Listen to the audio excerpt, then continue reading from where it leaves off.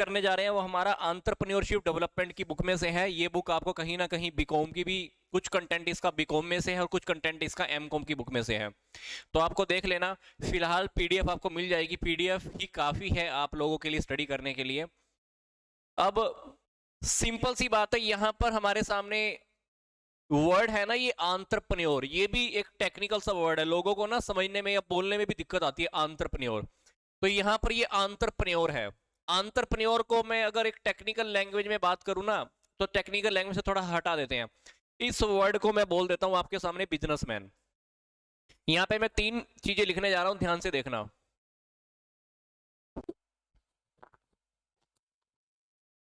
यहाँ पे मैं 3 वर्ड लिखने जा रहा हूँ, ये 3 वर्ड अगर आपको क्लियर हो जाए ना तो मेरे को बताना, फिर मैं टॉपिक को आगे लेके चलूंगा। ठीक है, एक तो है एंटरप्रेन्योर। एंटरप्रेन्योर ऐसा समझ लो कि मैं इसको बोल रहा हूँ, एंटरप्रेन्योर को मैं समझ लो कि मैं बोल रहा हूँ इसको बिजनेसमैन। ठीक है, ये तो हो गया, लगा लो एक बिजनेसमैन। और एक है एंटरप्रेन्योरशिप। ठीक है, और एक है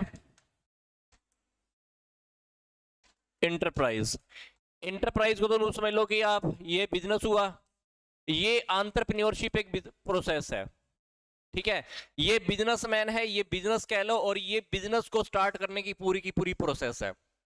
बट यहां पर हम एंटरप्रेन्योरशिप वर्ड या एंटरप्रेन्योर की यूज कर रहे हैं क्योंकि एंटरप्रेन्योर का मतलब होता है कि वो ना एक ऐसा बिजनेस प्लान कर रहा है जो पहले से मार्केट में है ही नहीं, कुछ डिफरेंट सी सोच को लेकर आ रहा है, कुछ इनोवेटिव, कुछ क्रिएटिव आइडिया, कुछ ऐसा करने की प्लानिंग कर रहा है जो बाकी लोगों से बिल्कुल डिफरेंट होने वाला है। साहस करता है वो बंदा, साहस मतलब बहुत ऐसा लगा लो कि खुद को मोटिवेट करता है, बाहर निकाल कर आता है और खुद की क्रिएटिविटी को जगाता है कि लो मुझे अब कुछ नया करना है। तो इसलिए बिजनेसमैन से ये वर्ड थोड़ा अलग है, नहीं तो बिजनेसमैन और बिजनेस के अंदर फिर ये इन वर्डों के अंदर डिफरेंस क्या रह जाता है। तो ये वर्ड है एंटरप्रेन्योर, उद्यमी, जो साहस करेगा, रिस्क लेगा, मार्केट में कुछ नया प्रोडक्ट उतारने जा रहा है। फॉर एग्जांपल एक ऐसी जरूरत को हम पूरा करने की कोशिश कर रहे हैं जो जरूरत पहले से कोई पूरा कर ही नहीं पा रहा, तो हम कुछ ऐसा प्रोडक्ट लॉन्च करने की बात कर रहे हैं, समझ रहे हैं, कोई ऐसी सर्विस देने की बात कर रहे हैं जो पहले से मार्केट में है ही नहीं, तो उसको हम बोलते हैं एंटरप्रेन्योर। जो बंदा है ना, जो पर्सन है, उस पर्सन को यहाँ पर क्या बोला गया है, एंटरप्रेन्योर। और जब वो एंटरप्रेन्योर जब बिजनेस स्टार्ट खड़ा कर देगा तो वो बन जाएगा एंटरप्राइज, बोले तो बिजनेस। अब बिजनेस खड़ा करने के लिए जो उसको पूरी की पूरी प्रोसेस खेलनी है, जो प्रोसेस उसको पार करनी है ना, उसको, उस प्रोसेस को यहां पर बोला गया है एंटरप्रेन्योरशिप। क्या बोला गया है, एंटरप्रेन्योरशिप। ये रियलिटी में क्या है, प्रोसेस है। तो ये बंदा है, ये इंसान है, और ये बिजनेस है, ऐसा समझ लो कि उसका रिजल्ट है। जब वो प्रोसेस को पार कर लेगा, जब ये एंटरप्रेन्योर प्रोसेस को पार कर लेगा, प्रोसेस का जो रिजल्ट है वो अंतर अंतर एंटरप्राइज है, बोले तो बिजनेस है। बिजनेसमैन बिजनेस खड़ा करने की एक प्रोसेस को पार करेगा, प्रोसेस जब पूरी हो जाएगी तो उसका रिजल्ट क्या है, उसका आउटपुट क्या है, बिजनेस है। तो यहां पर हमारा थोड़ा सा टेक्निकल वर्ड है entrepreneur, entrepreneurship and the enterprise. तो पहले मुझे ये बताओ कि क्या ये तीनों के तीनों वर्ड तुमको क्लियर हो गए क्या, क्योंकि अगर इन तीनों वर्ड को बिल्कुल समझ में आ गया है ना, तो चैप्टर आगे हमारा भी भागने वाला है। पूरी बुक में रियलिटी में है ही नहीं कुछ। तो जल्दी से कमेंट करके बताओ पहले, ये तीनों वर्ड क्लियर हो गए क्या, so that I can proceed.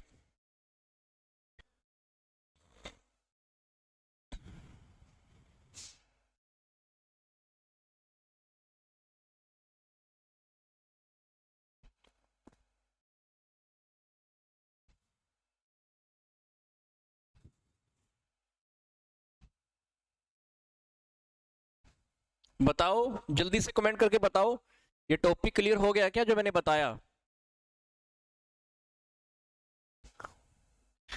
He is the person, that's the process, that's the outcome, that's the result.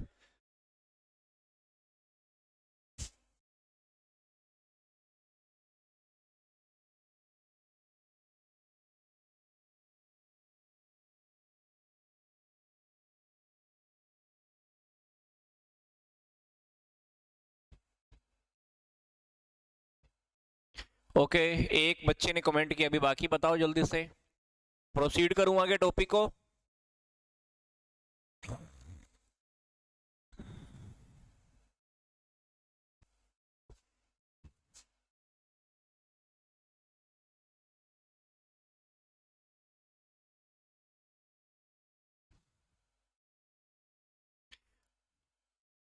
Rakesh, एक बार जो कॉन्टेक्ट नंबर है ना लीशो के ऐप का, तो वहाँ पे एक बार बात कर लेना, आपकी प्रॉब्लम हो जाए तो वहाँ सोल्व हो जाएगी, क्योंकि मुझे भी इन चीज़ों के बारे में ज़्यादा टेक्निकल नॉलेज नहीं है जो आप पूछ रहे हैं। सो प्लीज़ आप एक बार कॉल कर लेना, हो जाएगा। ओके, मैं प्रोसीड कर रहा हूँ आगे टॉपिक की ओर। तो यहाँ पर हम सबसे पहले देखेंगे कि इस टॉपिक्स में कहीं ना कहीं ये बातें हमको स्टडी करने को मिलने वाली हैं, ठीक है, कि एक एंटरप्रेन्योर क्या होता है। एंटरप्रेन्योर मतलब पर्सन, वो एंटरप्रेन्योर कौन है, एंटरप्रेन्योर की खास बात क्या होती है, ठीक है, उस एंटरप्रेन्योर के क्या काम होते हैं और एंटरप्रेन्योर की क्या टाइप्स हैं, ये सारी बातें आने वाली हैं। मेन जो टॉपिक हम स्टडी कर रहे थे वो क्या है, एंटरप्रेन्योर का कॉन्सेप्ट। एंटरप्रेन्योर होता कौन है, सिंपल सी बात, कहते हैं कि सिंपल तौर पर अगर बात करें कि एक एंटरप्रेन्योर को हम एक बिजनेसमैन भी कह सकते हैं। ये एक ऐसा पर्सन है जो प्रोडक्शन के टारगेट के लिए, प्रोडक्शन करने के लिए कैपिटल और लेबर को इकट्ठा करता है। मतलब अपने को कोई काम पूरा करना है, प्रोडक्शन करनी है, तो प्रोडक्शन करने के लिए वो क्या करेगा, कैपिटल को और लेबर को इकट्ठा करेगा, और प्रॉफिट के लिए वो क्या करेगा, जोखिम भी उठाएगा, रिस्क भी लेगा। तो वो क्या करता है, एक बिजनेस यूनिट का मैनेजमेंट करता है, प्रबंधन करता है। तो ऐसा समझ लो कि एक बिजनेस की जो दुनिया है ना, उसका ये एक कलाकार है, आर्टिस्ट है। मतलब उसने एक नया बिजनेस खड़ा करना है, ऐसा समझ लो, तो एक नया आर्टिस्ट है ये, कुछ नई सोच लेकर आया है, कुछ नए विचार, जो नई थिंकिंग कुछ अलग करने की सोची है, तो वो एंटरप्रेन्योर है। तो यह कहा जा सकता है कि जो एंटरप्रेन्योर होता है ना, एक नए विचार को जन्म ही नहीं देता, वो एक नए विचार को जन्म ही नहीं देता, बल्कि उसको रियलिटी में, और रियलिटी में उसको काम करने के लिए उसको जोखिम भी उठाता है। मतलब एंटरप्रेन्योर क्या है, कैपिटल को और लेबर को इकट्ठा करता है, नया बिजनेस खड़े करने के बारे में सोच रहा है, नई सोच लेकर आता है, क्रिएटिव थिंकिंग लेकर आता है, और नई सोच पैदा ही नहीं करता, बल्कि उस सोच को अप्लाई करने का काम भी करता है कि उस सोच के ऊपर काम भी किया जाए। तो इस काम को करने के लिए वो बिजनेस भी खड़ा करेगा और रिस्क भी लेने वाला है। तो ये सारी बातें, सारी क्वालिटी किसके अंदर है, ये एंटरप्रेन्योर में है। ठीक है, आगे देखो। अब बात आती है कि एंटरप्रेन्योर रियलिटी में क्या क्या करता है। ये बातें हमने तीनों बता भी दी, ये बातें मैंने छोटी छोटी आपको बता दी। एंटरप्रेन्योर क्या करेगा, सबसे पहले रिस्क सहन करता है, रिस्क बियर करता है, फिर वो ऑर्गेनाइज भी करता है। बोले तो प्रोडक्शन करने के लिए वो बिजनेस को एस्टेब्लिश करेगा, रिस्क भी लेगा, लेबर कलेक्ट करेगा, कैपिटल कलेक्ट करेगा, कुछ और रिसोर्सेज को कलेक्ट करेगा, तो अल्टीमेटली वो कहीं ना कहीं ऑर्गेनाइज भी करता है। फिर तीसरी बात क्या है, इनोवेटिव, वो नया विचार लेकर आता है, क्रिएटिव थिंकिंग लेकर आता है, नया कुछ करने की सोचता है। वो करने की सोचता ही नहीं है, बल्कि उसके ऊपर काम भी करता है। कभी कभी ऐसा भी होता है कि पहले से मार्केट में किसी चीज में काम चल रहा है और उस चीज में प्रॉब्लम है, उस टेक्निक में प्रॉब्लम है, उस टेक्निक को कोई सोल्व ही नहीं कर पा रहा। उसने क्या किया, एक उस टेक्निक को सोल्व करने की प्लानिंग की, उस टेक्निक को सोल्व करने की प्लानिंग की, तो उसका खुद का एक बिजनेस खड़ा हो गया। तो ऐसा भी हो सकता है। तो इनोवेटिव सोच है, क्रिएटिव आइडिया है, कुछ नया करने की ठानी है। तो ये तीनों की तीनों चीजें किसमें होती हैं, एंटरप्रेन्योर में होती है। बोले तो उस पर्सन में होती है।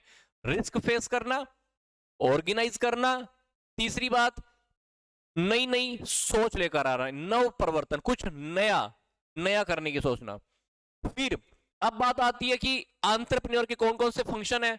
ये बात तो मैंने आपको बता ही दी, इनोवेशन, रिस्क बियरिंग और organising and managing functions, functions को मैनेज करना। अब यहां पे अगर हम थोड़ा सा ग्राफ में देखें ना, तो ग्राफ में देखो क्या क्या आएगा। ग्राफ में इनोवेशन, रिस्क उठाना, ऑर्गेनाइजिंग और मैनेजिंग, इन तीनों को अगर हम टोटल कर दें, इन तीनों को अगर हम टोटल कर दें, तो इन तीनों का रिजल्ट क्या निकल कर आने वाला है, ये वाले एंटरप्रेन्योर के फंक्शंस आने वाले हैं। जो वो पर्सन है ना, वो कौन कौन से काम करता है, उसके क्या क्या काम है, ध्यान से देखो। सिंपल सी बात है, इनोवेशन, वो नए नए आविष्कार करता है, विचारों को पैदा करता है, उन विचारों को हकीकत में बदलता है, रियलिटी में चेंज करता है, पहला काम। दूसरा काम क्या है, वो नए नए अवसरों को पहचानता है, आइडेंटिफाई करता है, देखता है मेरे लिए मार्केट के अंदर कौन सा अवसर है, कौन सा प्रोडक्ट मैं मार्केट में लेकर आऊं जो सबसे डिफरेंट हो, वो कुछ डिफरेंट करने की सोचता है। तो नए नए अवसरों की पहचान करता है, काफी सारी अपने एक्सपीरियंसेस की काम करता है, लोगों से एक्सपीरियंस शेयर करता है, उनके एक्सपीरियंस लेता है, देखता है मार्केट में क्या प्रॉब्लम आ रही है, काफी सारे लोगों से ग्रुप डिस्कस भी करता होगा, मार्केट की प्रॉब्लम को देखने के लिए वो सर्वे भी करता होगा। तो यहां पर अल्टीमेटली वो अवसर की पहचान करता है और नया थिंकिंग, नया विचार भी पैदा करता है। फिर वो इन्वायरमेंट को भी स्कैन करता है, वातावरण को भी ध्यान से देखता है इन्वायरमेंट कैसा चल रहा है, गवर्नमेंट कैसी है, ढांचा कैसा है, हमारा हमारा स्ट्रक्चर कैसा है गवर्नमेंट का, गवर्नमेंट की जो पॉलिसीज हैं उनको देखता है, रूल्स एंड रेगुलेशन क्या है, सारी बातों को ध्यान से सोचता है। क्यों सोचता है? क्योंकि बिजनेस खड़ा करना है भाई बंदे ने, अब नया बिजनेस खड़ा करना है, कुछ डिफरेंट भी होने वाला है, तो सारी बातें तो पहले उसको ध्यान से देखनी पड़ेंगी। तो वो क्या करता है, इन्वायरमेंट को भी स्कैन करता है। फिर वो फिजिबिलिटी स्टडी भी करता है, मतलब वातावरण की जांच के बाद किया जाता है। जब वो इन्वायरमेंट को स्कैनिंग कर लेता है ना, तो इन्वायरमेंट को स्कैन करने के बाद अब जो विचार उसके पास था, उस विचार की सफलता की संभावना को निर्धारित करता है। मतलब उसके मन में एक विचार था, विचार तो आ गया कि ठीक है भाई मैं बिजनेस खड़ा करूंगा, आ गया। फिर उसने क्या किया, फिर उसने उस विचार से रिलेटेड जाकर इन्वायरमेंट की चेकिंग की। अब इन्वायरमेंट भी देख लिया, तो अब वो पॉसिबिलिटी चेक करेगा, क्या मेरा विचार इन्वायरमेंट के अकॉर्डिंग देखूं तो क्या मेरा विचार इंप्लीमेंट हो सकता है, क्या मैं उसके अकॉर्डिंग काम कर सकता हूं कि नहीं कर सकता। तो वो संभावनाएं देता है, संभावनाएं देखता है, पॉसिबिलिटी चेक करता है कि क्या उसको रियलिटी में एप्लीकेबल कर सकते हैं कि नहीं कर सकते। और ये भी देखता है कि जब मैं स्टडी करूंगा तो उसके ऊपर कौन कौन सी इंटरनल और एक्सटर्नल फैक्टर इफेक्ट करते हैं। फिर जो फिजिबिलिटी स्टडी होता है ना, फिजिबिलिटी स्टडीज को ये बताता है कि वो अपने काम को रियलिटी में, वास्तविकता में, रियलिटी में बदल सकता है कि नहीं बदल सकता। मतलब जब वो ये वाली स्टडी करता है, इस स्टडी के अकॉर्डिंग वो ये देख लेता है कि जो थिंकिंग मेरे मन में आई थी, उस थिंकिंग को क्या मैं रियलिटी में बदल सकता हूं कि नहीं बदल सकता। तो ये भी किसका फंक्शन है, एंटरप्रेन्योर का फंक्शन है। अगला जो फंक्शन है वो क्या है, वो बिजनेस की जो भी प्लान है, जो भी ऑब्जेक्टिव है, उनका विकास करता है, डेवलपमेंट करता है, डॉक्यूमेंट्स रेडी करेगा, रिटर्न में कुछ काम करेगा, बिजनेस को स्टार्ट करेगा, काफी सारी फॉर्मेलिटीज होती है वो भी फेस करेगा। फिर रिस्क को फेस करता है, क्योंकि सोचकर देखो, जब भी कोई नया बंदा नया नया बिजनेस खड़ा करने की प्लान कर रहा है, कोई ऐसा प्रोडक्ट मार्केट में लाने की प्लान कर रहा है जो मार्केट में है ही नहीं, सोच के देखो रिस्क कितना होगा। तो रिस्क भी होता है, क्योंकि ये प्रोडक्ट क्या पता सोसाइटी एक्सेप्ट करे, क्या पता ना भी करे। तो रिस्क कितना है सोच के देखो, क्योंकि पहले से जो काम चल रहा है उस काम को करना तो बहुत इजी होता है, पर आप डिफरेंट कुछ सोचो, उस प्रोडक्ट को मार्केट में उतारने की सोचो, तो सारी आपको जीरो लेवल से काम करना पड़ता है, जीरो लेवल से काम करना पड़ता है। तो आप सोच के देखो रिस्क कितना होता होगा। तो ये एंटरप्रेन्योर है। फिर फंड्स को भी मैनेज करता है, पैसा कहां से आएगा, कहां से लेना है, इंटरनल सोर्सेज से आएगा, एक्सटर्नल सोर्सेज से पैसा आएगा, घर से पैसा निकालूं, दोस्तों से निकालूं, गवर्नमेंट की हेल्प लूं। तो ये सारी की सारी बातें किसकी होती है, एंटरप्रेन्योर के फंक्शन की है, कि वो फंड्स को भी कलेक्ट करता है। फिर वो ये भी देखता है कि मशीन और मटेरियल कहां से आएगा, तो इन सभी की भी वो चेकिंग करता है। मशीनों को परचेज करेगा तो मशीनों की गारंटी वारंटी भी देखेगा, तो ये सारी चीजें। मटेरियल को परचेज करेगा तो ये भी देखेगा मटेरियल कौन सी क्वालिटी का होना चाहिए। तो काफी सारे फंक्शंस होते हैं जो एंटरप्रेन्योर के हैं। फिर वो मार्केट को भी एनालिसिस करता है। मार्केट के अंदर एनालिसिस करने का मतलब क्या है, कि किस मार्केट के अंदर प्रोडक्ट उतारा जाए, मार्केट के अंदर किस कैटेगरी के लोग हैं, पैसा पे करने वाले हैं, नहीं करने वाले हैं, प्राइस क्या रखा जाए, मार्केट के अंदर स्ट्रेटेजी क्या लगाई जाए, लोगों को सामने एडवर्टाइजमेंट की जाए कि ना की जाए। तो मार्केट को एनालिसिस भी करता है और मार्केट में रिसर्च भी करता है।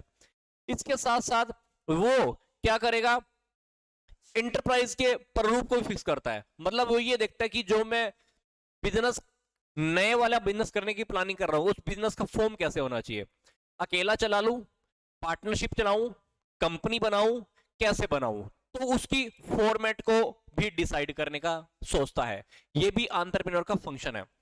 इसी के साथ साथ वो क्या करता है, मैनेजमेंट करता है मैन पावर का। मतलब एक अलग अलग काम उसको करने पड़ते हैं। मतलब वो ये देखता है कि जो इतना काम कर रहा है उसके लिए मैन पावर को भी वो प्लान करता है, उसका भी मैनेजमेंट करता है, क्योंकि मैन पावर तो किसी काम को करने के लिए चाहिए होती है। फिर अगली बात है लीडरशिप। अब जब भी वो काम करेगा तो काम करने से पहले अकेला तो काम कर नहीं रहेगा, काफी सारे लोगों को इन्वॉल्व करना पड़ेगा, तो उनको भी समझाएगा, तो उनको लीडरशिप भी करनी पड़ती है, दूसरे लोगों को लीड करना पड़ता है। लीड करेगा तो बाकी लोग और भी उसकी एंटरप्रेन्योर की हेल्प करते हैं। तो ये सारे के सारे किसके थे? एंटरप्रेन्योर के फंक्शन। एंटरप्रेन्योर के फंक्शन के बाद हमारा जो टॉपिक अब स्टडी स्टार्ट करने जा रहे हैं दैट इज फिजिबल स्टडी। ये क्या है सोच लो, पहले एक बार देख लो मैं क्या कह रहा था। एंटरप्रेन्योर के पास एक आइडिया है, एक नई सोच है, फिर इस सोच को लेकर उसने क्या किया, इन्वायरमेंट को स्कैन किया। इन्वायरमेंट को स्कैन करने का मतलब है कि वातावरण के अंदर उसने ये देखा कि गवर्नमेंट की पॉलिसीज क्या हैं, मेरे पास क्या पावर्स है, मेरे पास क्या क्या रिसोर्सेस है, मेरे पास कौन सी टेक्निक है। फिर इंटरनल इन्वायरमेंट भी देखा, एक्सटर्नल इन्वायरमेंट भी देखा, क्योंकि इन्वायरमेंट का आपने टॉपिक स्टडी किया था ना बिजनेस इन्वायरमेंट का, तो वैसे ही लगा लो कि हमको इन्वायरमेंट की स्कैनिंग करनी है। मतलब हम इंटरनल और एक्सटर्नल दोनों प्रकार के इन्वायरमेंट को स्कैन करने वाले हैं। किसको ध्यान में रखकर? मेरे इस आइडिया को ध्यान में रखकर। एंटरप्रेन्योर क्या करेगा? अपनी इस सोच को ध्यान में रखकर इन्वायरमेंट को स्कैन करेगा कि कैसा इन्वायरमेंट है। इन्वायरमेंट स्कैन कर लिया, इन्वायरमेंट स्कैन कर लिया तो उसके बाद क्या करेगा? अब वो करेगा फिजिबल स्टडी। मतलब वो देखेगा कि क्या मेरी जो सोच है वो इन्वायरमेंट के अकॉर्डिंग अगर मैं देखूं तो क्या उस सोच की कितनी पॉसिबिलिटी है उसको अप्लाई करने की। जो मेरी थिंकिंग थी, जो मेरी सोच थी, क्या उसको मैं रियलिटी में बदल सकता हूं कि नहीं बदल सकता, ये रियलिटी में बदलूंगा नहीं बदलूंगा, ये सारी बातें कहां पर आने वाली हैं? ये फिजिबल स्टडी में आने वाली है। तो फिजिबल स्टडी क्या है? जब हम अपनी सोच की पॉसिबिलिटी देखते हैं, जो हमारी थिंकिंग है उसकी पॉसिबिलिटी देखते हैं कि उसको हम इंप्लीमेंट कर सकते हैं नहीं कर सकते, उस सोच को सक्सेस होने के क्या चांसेस हैं, जो मेरी सोच है ना उसकी सक्सेस होने के क्या चांसेस हैं। तो ये सारी की सारी बातें स्टडी में आती हैं। तो ये एक ऐसी स्टडी है जो इन्वायरमेंट के एनालिसिस के बाद किया जाता है। मतलब जब हम इन्वायरमेंट को स्कैन कर लेते हैं तो उसके बाद क्या करते हैं? ये स्टडी करते हैं। तो ये एक विचार की सफलता की संभावना को निर्धारित करता है। मतलब जो हमारा विचार था उसकी सफलता को हम निर्धारित करेंगे। कहां पर? यहां पर। तो वातावरण जांच क्या करता है? इन्वायरमेंट स्कैनिंग में क्या होता है? व्यवसाय की विचार की फिजिबिलिटी को प्रभावित करने वाले हम आंतरिक, इंटरनल और बाहर के जो फैक्टर होते हैं उसकी हमको जानकारी मिलती है। मतलब कह रहे हैं कि इन्वायरमेंटल स्कैनिंग में तो क्या मिलती है हमें? अपनी विचार से रिलेटेड इंटरनल और एक्सटर्नल जो हमारे फैक्टर होते हैं ना उसके बारे में हमें नया नया डिटेल मिलता है, उसके बारे में हम स्टडी करते हैं। फिर हम ये भी देखते हैं कि क्या हम अपने विचार को रियलिटी में बदल सकते हैं कि नहीं बदल सकते। मतलब फिजिबिलिटी स्टडी क्या है? ये रियलिटी में एक बहुत बड़ी डिटेल स्टडी है। इसके अंदर हम ये देखते हैं कि विचार को लागू करते समय क्या क्या समस्याएं आएंगी और उस समस्याओं के क्या क्या समाधान हो सकते हैं। ठीक है ना, जैसे हम स्वॉट एनालिसिस करते थे ना, स्ट्रेंथ, वीकनेस, अपॉर्चुनिटी, थ्रेट, वैसा ही लगा लो कि हमको क्या करना है, यहां पर हमको उससे रिलेटेड यहां पर हमको उसको स्टडी को बहुत ध्यान से देखना है। तो नॉर्मल सी स्टडी में अगर कहूं, नॉर्मल से वर्ड में अगर कहूं तो एक एंटरप्रेन्योर क्या करेगा? इन्वायरमेंट को, एक एंटरप्रेन्योर क्या करेगा? इन्वायरमेंट को समझने के बाद ये जानना चाहता है कि क्या नई जो मेरी थिंकिंग है, क्या जो मेरा जो नया प्रोजेक्ट है उसके रियलिटी में संभव है क्या नहीं है। तो इस क्वेश्चन का आंसर उसको यहां मिलता है। मतलब फिजिबल स्टडी के अंदर एंटरप्रेन्योर ये देख पाता है कि जो मेरे पास आइडिया था उस आइडिया को क्या मैं रियलिटी में अप्लाई कर सकता हूं नहीं कर सकता। मैंने जो सपना देखा था क्या वो सच हो सकता कि नहीं सच हो सकता। तो ये वाली बात अपने को कहां पे मिलनी है? यहां पर। फिजिबल स्टडी रियलिटी में क्या होता है? एक पॉसिबिलिटी होती है, पॉसिबिलिटी की चेकिंग करते हैं कि जो मैंने विचार सोचा है क्या वो सक्सेस हो पाएगा कि नहीं हो पाएगा। तो जब हमें फिजिबल स्टडी करते हैं तो हम अपनी स्ट्रेंथ, वीकनेस, अपॉर्चुनिटी, थ्रेट भी देखते हैं। हम ये भी देखते हैं कि मार्केट में हमारे लिए क्या क्या समस्याएं आ सकती हैं और उन समस्याओं का क्या क्या समाधान होगा।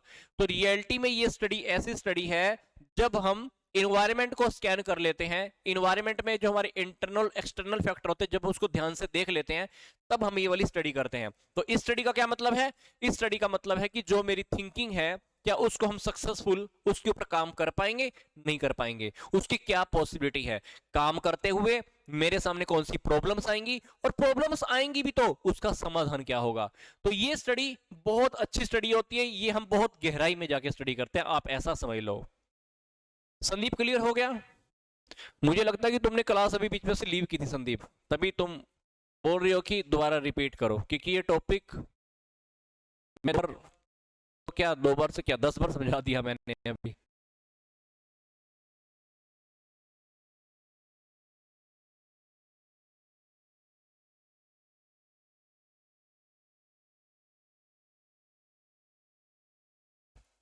संदीप क्लियर हो गया?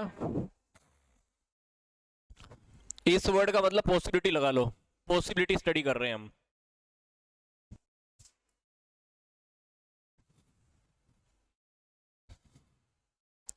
ठीक है, अब इस स्टडी के अंदर देखो क्या क्या आने वाला है। मार्केट के बारे में, ऑर्गेनाइजेशन के बारे में, टेक्निकल और फाइनेंशियली, ये सारी हम फिजिबिलिटी देखने वाले हैं। ठीक है, तो जब हम मार्केट की फिजिबिलिटी देखते हैं तो मार्केट को भी हम तो एनालिसिस करना है ना। तो मार्केट के अंदर क्या करना है, हमको काफी सारे डिसीजन लेने पड़ेंगे। तो काफी सारे एक्सपेक्ट के बारे में सोचना पड़ेगा।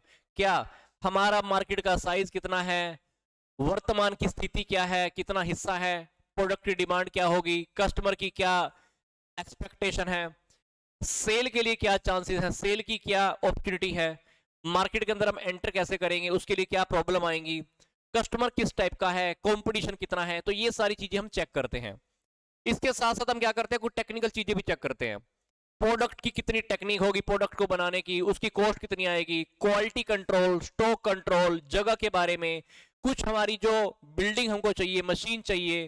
तो इन सारी बातों के बारे भी हम चीजों के बारे में सोचते हैं। मतलब फिजिकल स्टडी के अंदर हम मार्केट के बारे में तो सोचते हैं, टेक्निकल चीजों के बारे में भी सोचते हैं, फिर फाइनेंशियली भी सोचते हैं। फाइनेंशियली के अंदर हमारा को स्टार्टिंग में कितना पैसा चाहिए होगा, कैपिटल कितनी चाहिए, कैपिटल के सोर्सेज क्या होंगे, land, labour, building, machinery, plant, इन सभी के बारे में। वर्किंग कैपिटल का हम एस्टिमेशन लगाते हैं, कंस्ट्रक्शन की कितनी लागत आएगी, प्रॉफिट कितना होगा, ये सारी बातें भी हम सोचते हैं। फिर उसके बाद ऑर्गेनाइजेशनल, हमारा जो बिजनेस का जो स्ट्रक्चर होगा उस स्ट्रक्चर का भी हम एनालिसिस करते हैं। फिर ये सारी देखने के बाद हम क्या करते हैं, उन योजनाओं को कार्य रूप देते हैं। तो ऐसा ऐसा टॉपिक ये सारा का सारा किस में आ गया, फिजिबिलिटी स्टडी में आ गया। तो कहता है कि जब हम फिजिबिलिटी स्टडी करते हैं तो उसकी क्या इंपॉर्टेंस है। सोच के देखो, मेरे मन में किसी भी बिजनेस या प्रोडक्ट का आइडिया आया, मेरे मन में किसी भी बिजनेस या प्रोडक्ट के बारे में आइडिया आया, मैंने उससे रिलेटेड क्या किया, मार्केट के बारे में स्टडी की, टेक्निकल स्टडी की, फाइनेंस के बारे में स्टडी की, या ऑर्गेनाइजेशन के बारे में फिजिबिलिटी स्टडी की। ये सारी चीजें मैंने देखी ना, ये चारों के चारों बातें मैंने आपको भी बताई भी थी। मेरे मन में मान लो कोई प्रोडक्ट या बिजनेस खड़ा करने का आइडिया आया, उसको लेकर मैंने ये चारों की चारों स्टडी की, ये जो 4 टॉपिक मैंने अभी बताए थे। अगर ये चारों टॉपिक स्टडी करने के बाद अगर मुझे लगता है कि सारे के सारे एक्सपेक्ट मेरे फेवर में है, पॉजिटिव है, तो मैं क्या करूंगा, अपनी थिंकिंग के साथ में आगे बढ़ूंगा। अगर मुझे लगता है कि इन चारों टॉपिक में से कोई भी एक एस्पेक्ट, कोई भी एक पहलू मेरे लिए नकारात्मक है, तो मैं क्या करूंगा, अपने विचार को वहीं पर रोककर उस विचार को मैं वहीं पर त्याग दूंगा। ठीक है, तो ऐसा ही होता है। जब भी आपके मन में प्रोडक्ट या बिजनेस के बारे में आइडिया आया, आप ये स्टडी करो। इन चारों को स्टडी करने के बाद अगर आपको लगता है कि सारे फैक्टर आपके फेवर में हैं, सारे फैक्टर पॉजिटिव हैं, अब आगे बढ़ जाओ, काम करना स्टार्ट कर दो। अगर आपको लगता है ना कि इन चारों फैक्टर में से एक भी फैक्टर नेगेटिव है आपके लिए, आपके फेवर में बात चीज नहीं चल रही है, तो उस आइडिया को वहीं पर ड्रॉप कर दो, तो आपको वहां पे काम नहीं करना है। ठीक है, फिजिबिलिटी स्टडी का टॉपिक हो गया। अब अपना जो टॉपिक है ना वो है सोर्सेज ऑफ बिजनेस फाइनेंस। मुझे लगता है कि ये वाला टॉपिक हमने ना बहुत बार पहले भी स्टडी कर लिया है, कहीं ना कहीं फाइनेंशियल मैनेजमेंट में या कॉर्पोरेट अकाउंटिंग में भी आया होगा, और जो हमारे बिजनेस का टॉपिक चले थे वहां पर भी कहीं ना कहीं आया होगा। तो हमारे बिजनेस को फाइनेंस की जरूरत कहां कहां से पूरी होती है, सिंपल सी बात है, ये बात अपने को पता है। फाइनेंस के जो सोर्सेज होते हैं कौन कौन से होते हैं, short term, medium term, long term. इसके अंदर टाइम पीरियड मैक्सिमम 1 साल, इसमें 5-7 साल होता था, इसमें 5-7 साल से ज्यादा का टाइम। ये टॉपिक आपने पीछे वाली वीडियोस में डिटेल में देखा भी था, बहुत अच्छे से हम इसको डिटेल में लेके चले थे। अगर हम बात करें शॉर्ट टर्म फाइनेंस की, शॉर्ट टर्म फाइनेंस के लिए सोर्सेज कौन कौन से होते हैं, ये सारे। शॉर्ट टर्म फाइनेंस हमारे पास कहां यहां से आता है, trade credit, bank credit, customer से एडवांस आना, इंस्टॉलमेंट हमको मिल जानी, सहकारी बैंकों से लीन, फैक्टरिंग सर्विसेज, कमर्शियल पेपर, ये सारे के सारे कौन से शॉर्ट टर्म। फिर अगर मैं बात करूं कि medium term, medium term finance capital कहां से आती है, मीडियम टर्म के अंदर debentures, preference share, public deposit, ये हमारे जो कॉमर्शियल बैंक होते हैं। तो अगर हम लॉन्ग टर्म सोर्सेज की बात करें, लॉन्ग टर्म अगर आपको कैपिटल चाहिए उसके सोर्सेज कौन कौन से आएंगे, हालांकि ये बातें मैं सारी डिटेल में पहले भी स्टडी कर चुके हैं, फिर भी मैं आपको ओवरव्यू दे रहा हूं क्योंकि आपके सिलेबस में है इस बुक के अकॉर्डिंग। तो अगर मैं लॉन्ग टर्म कैपिटल की बात करूं तो कहां से आएगी, issue of share, debenture, long term special, loan from financial institution, या अपने प्रॉफिट का जो हम रखते हैं उसको भी यूज कर सकते हैं। अब शेयर्स को भी इन्होंने दो पार्ट में बांट दिया, equity share and the preference share. तो ये टॉपिक मुझे नहीं लगता कि अभी मुझे दोबारा रिपीट करने चाहिए, क्योंकि काफी बार हम पहले भी हम 2-3 बुक्स ऐसे स्टडी कर चुके हैं जिसमें इन टॉपिक्स के बारे में हम डिटेल में स्टडी कर चुके हैं। तो मुझे लगता है कि वहां से टॉपिक कवर कर पाएंगे, और ऐसे कॉमर्स के स्टूडेंट हैं तो मुझे लगता है कि इन टॉपिक्स में ज्यादा डिटेल में जाने की जरूरत नहीं है, क्योंकि अगर एमसीक्यू में क्वेश्चन भी आ भी गया तो आपके पास यही होएगा कि आपको कोई बिजनेस खड़ा करना है तो शॉर्ट टर्म फाइनेंस चाहिए, लॉन्ग टर्म फाइनेंस चाहिए, या मीडियम टर्म फाइनेंस चाहिए। तो ये सारे सोर्सेज के नेम ही आपसे पूछे जाएंगे, ज्यादा डिटेल में या डेप्थ में जाने की जरूरत नहीं है। तो आई थिंक ये टॉपिक आप जल्दी से कवर कर पाएंगे, ठीक है। तो इसमें से जो कुछ सोर्सेज है ना, ये सोर्सेज मीडियम टर्म में भी आते हैं, लॉन्ग टर्म में भी आते हैं, तो इट्स ओके, आप इसको स्टडी कर सकते हो। मीडियम टर्म में भी लिख सकते हो, जैसे शेयर्स का टॉपिक था, डिबेंचर का टॉपिक था, ये मीडियम में भी है और लॉन्ग टर्म सोर्सेज में भी है, तो इट्स ओके, कोई बात नहीं। आगे हमारी फाइनेंशियल रिक्वायरमेंट की बात कर रहा है, कहते हैं कि फाइनेंशियल रिक्वायरमेंट हमारी 3 प्रकार की फाइनेंशियल रिक्वायरमेंट होती है। हमको पैसा चाहिए या तो शॉर्ट टर्म के लिए, या मीडियम टर्म के लिए, या लॉन्ग टर्म के लिए। कहते हैं शॉर्ट टर्म के लिए जब हमको पैसा चाहिए होता है तो क्यों चाहिए होता है, शॉर्ट टर्म के लिए अगर हमको पैसा चाहिए तो क्यों चाहिए, सोच के देखो। क्योंकि हम अपने कच्चे माल को हर बार टाइम पर परचेज करना चाहते हैं, लोगों को टाइम पर हम वेजेस एंड सैलरी पे करना चाहते हैं, ठीक है। हमारे पास कभी कभी ऐसी अपॉर्चुनिटी होती है, अवसर होते हैं, हम उसको खरीदना चाहते हैं, उसको बेनिफिट लेना चाहते हैं। फॉर एग्जांपल आप बिजनेस कर रहे थे, चल रहा था, आपके किसी दोस्त ने आके बोल दिया भाई मार्केट के अंदर ये चीज बहुत सस्ती मिल रही है, तो आप क्या कहोगे, भाई मेरे पास तो पैसा है नहीं। बट बिजनेस में हमारे पास इतना पैसा होना चाहिए कि खड़े पैर पर अगर आपके सामने कोई अवसर आ जाए तो उस चीज को आप खरीद लो।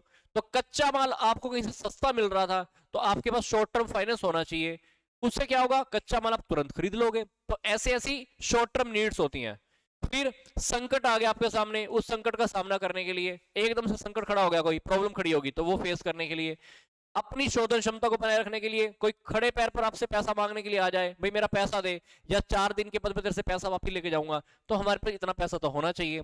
फिर अगर आपको कहीं से कैश डिस्काउंट मिल रहा है तो कैश डिस्काउंट का बेनिफिट लेने के लिए, क्योंकि आप कहीं से कुछ खरीदने के लिए गए, आपको पता तो नहीं था कैश डिस्काउंट मिलने वाला है, पर सामने वाले ने बोल दिया बट डिस्काउंट ले ले कैश वाला, अगर मेरे को आज कैश दे देगा ना तेरे को मैं 10% का डिस्काउंट दूंगा, तो आपके पास पैसा रखा था तभी तो आप डिस्काउंट ले पाओगे, नहीं तो 2 महीने के बाद आप पैसा दोगे, पूरा का पूरा पैसा देना पड़ेगा।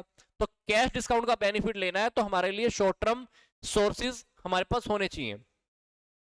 मीडियम टर्म सोर्सेज क्यों, क्योंकि हम अपनी कुछ जरूरतों को पूरा करना चाहते हैं, बिजनेस की कुछ जरूरतें होती हैं जो 1 से 5 साल की या 10 साल की इन्होंने लिखा हुआ है, तो उसकी हम फाइनेंशियल नीड को पूरा करना चाहते हैं। दीर्घकालीन हमको लॉन्ग टर्म फाइनेंशियल क्यों चाहिए, क्योंकि हमको प्रॉपर्टी खरीदनी है, प्लांट खरीदना है, मशीनें खरीदनी है, बिल्डिंग खरीदनी है, तो उन नीड्स को पूरा करने के लिए हमको लॉन्ग टर्म फाइनेंस की जरूरत होती है। तो ये टॉपिक फिर इन्होंने यहाँ पर लिखा हुआ है। कुछ बुक्स जो हमने पहले स्टडी की थी उसमें मीडियम टर्म का टॉपिक क्या था, 5 से 7 साल। अब यहाँ पर हमारा टॉपिक कौन सा, ये एंटरप्रेन्योरशिप डेवलपमेंट का। तो यहाँ पर इन्होंने इस मीडियम टर्म जो फाइनेंशियल नीड्स है ना, इसको 1 से 10 साल का नाम दे दिया है। तो आप अपने विवेक का यूज कर लेना, पेपर में देख लेना ऑप्शन क्या है, उसके अकॉर्डिंग टिक कर लेना, क्योंकि पहले 1-2 जो बुक्स हम पढ़कर आ रहे थे वहां पर मीडियम टर्म फाइनेंशियल नीड्स को इन्होंने 5 से 7 साल का टाइम दिया था, यहाँ पे 1 से 10 साल का टाइम है। तो इट्स ओके, कोई बात नहीं, देख लेना जो भी हो। आपके पास पीडीएफ पहले वाली भी होंगी, अब वाली भी है। तो यहां तक क्लियर हो रहा है ना सभी को।